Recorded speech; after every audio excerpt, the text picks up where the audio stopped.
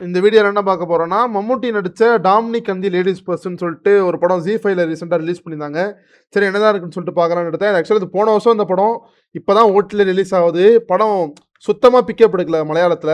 சரி நம்ம எப்படி தான் இருக்குமோ நம்மளோட வியூல பார்க்கும்போது, மம்முட்டி சாரோட பெர்ஃபார்மன்ஸ் நல்லா இருந்தது. அப்புறம் அந்த சுஷ்மிதா பத்ன்னு சொல்லிட்டு அவங்க ஒரு ஃபீமேல் கேரக்டர் ஒண்ணு பண்ணியிருந்தாங்க. அவங்களும் நல்லா பெர்ஃபார்ம் பண்ணியிருந்தாங்க. படம் பார்த்தீங்கன்னா, ஒரு இன்வெஸ்டிகேஷன் த்ரில்லர் படம். அந்த படத்துக்கான கான்செப்ட்ட வந்து கரெக்ட்டா எடுத்துக்கிட்டு, கரெக்ட்டா ஒர்க் பண்ணியிருந்தாங்க ஸ்க்ரீன் பிளேல. பிரசன்டேஷனும் நீட்டா இருந்துச்சு. ஸ்க்ரீன் பிளேவும் ஒரு மாரி நீட்டா கொண்டு போயிட்டு, நீட்டா முடிச்சுட்டாங்க படத்துல.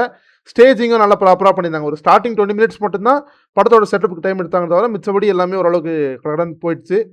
படத்துல பார்த்தீங்கன்னா, டைரக்ட் பண்ணியிருந்தாருன்னா கௌதம் வாசுதேவன் அவர் தான் டைரக்ட் பண்ணியிருந்தாரு ஆக்சுவலா படத்த. அதான் அவரு வந்து கேமியோவும் பண்ணியிருக்காரு படத்துல. கடன் வாங்கிட்டு இப்போ வந்து கேமியோ நடிச்சுட்டு என்னென்னவோ பண்ணிட்டு இருக்காரு நம்ம கௌதம் மேனன் வந்து.